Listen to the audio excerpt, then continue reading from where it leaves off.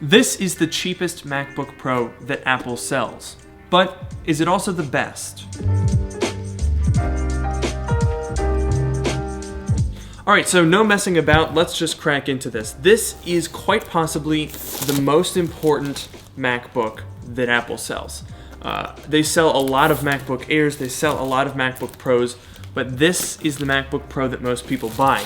This is the absolute bone stock base model, no upgrades. I literally just went on apple.com about 2 minutes after this model was announced, pretty much, and bought one. It's completely bone stock, and that's intentional because people who are buying a MacBook Pro many times will just get the base model and stick with that. So it's very important that the base model is good. And this year is probably shaping up to be the best ever. So all we get in the box is the charger, documentations, and the charger brick. This is going to be our 61-watt charger brick, so really nothing too unusual for the unboxing experience. Let's go ahead and unwrap this laptop. Now, this is actually, kind of ironically, the closest thing to a redesign that the MacBook Pro has seen since 2016. Reason being that unlike on any other previous MacBook, you'll notice on this side we don't have Thunderbolt 3 ports, but if we open it up, we do have a touch bar.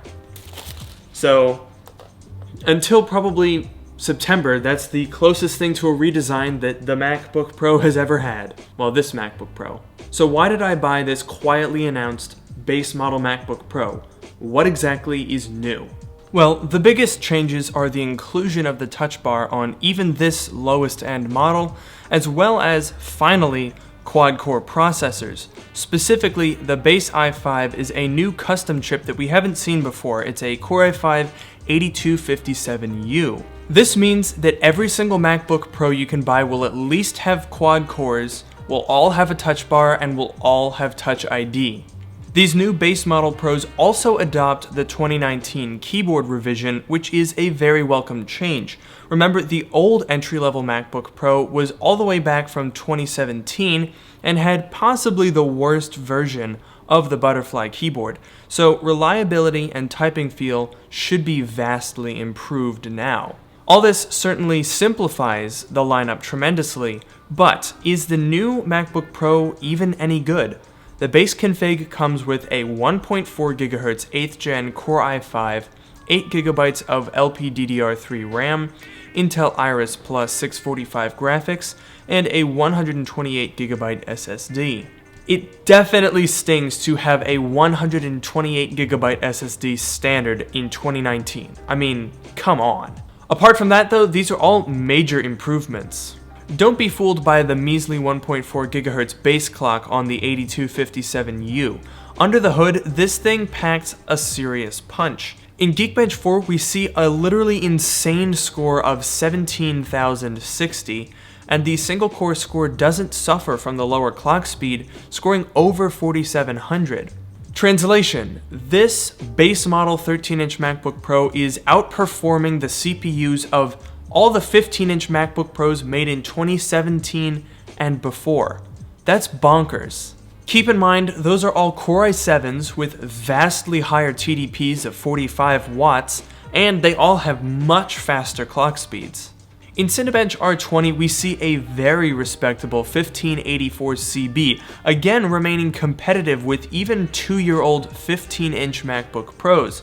One thing that did stand out, however, was the particularly unpleasant fan note this machine produces.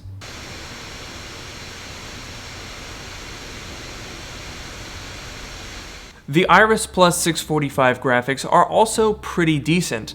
In Geekbench Compute, we get 49,468. Keep in mind the iGPU on the 15-inch models score about 34,000 in this same test, while the Radeon Pro 560X on the 15-inch MacBook Pro scores around 56,800. Of course, this isn't a be-all end-all for performance. The dedicated Radeon Pro graphics are definitely more powerful in practical applications than this integrated chip. For example, 3D rendering. In Unigine Heaven, the integrated chip fares decent, scoring 257, which puts it in line with an NVIDIA GT750M from a late 2013 15-inch MacBook Pro. Again, not too shabby, but not quite on the same level as the dedicated graphics you'll find in a 15-inch that's more recent. So all of this has me wondering, and you're probably thinking this as well, why, given the amount of performance that we're getting for this $1,300 starting price, why would you upgrade to the $1,800 Quad Thunderbolt 3 MacBook Pro model? There are only a few things that you'll get with the upgraded 13-inch model that you won't get on the base. So you'll get a 256 versus a 128GB SSD, a 2.4 versus a 1.4 GHz i5 that's going to be a little bit more powerful.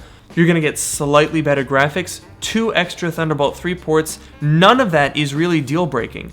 I'll admit, going for the $1,500 model to get 256GB of storage is probably a good idea, but apart from those minor differences, this base model no longer feels like a cheapened version of the computer you want. It feels like a proper MacBook Pro. This thing also shows very strong value when compared to a used MacBook Pro. See, the previous Touch Bar models still sell for well over $1,000. Even a base 2016 Touch Bar 13-inch MacBook will come somewhere in the $900 range. So for only $200 to $400 more than those used options, you can get a brand new computer that comes with quad-core processors that are going to be way more powerful, a better, more reliable keyboard, and a warranty. That's very, very enticing, and I have to say it's one of the few times when a new Apple laptop has been such a good value. Furthermore, if you're a student, you can get this thing for $1,200, or if you wait a few months for it to hit the refurbished stores or clearance sales, you'll definitely be able to get this thing for $1,100 or maybe even a little bit less. So in my opinion, the entry-level 13-inch MacBook Pro hasn't been more than a glorified Ultrabook for quite a few years now, and with this model, I think that's definitely changed. I would definitely recommend this for someone looking to get into video editing. That quad-core processor has more than enough power to power through a 1080p or even a 4K timeline. Make sure to subscribe and let me know what you want to see me test on this machine in the future, perhaps some 4K video editing or gaming?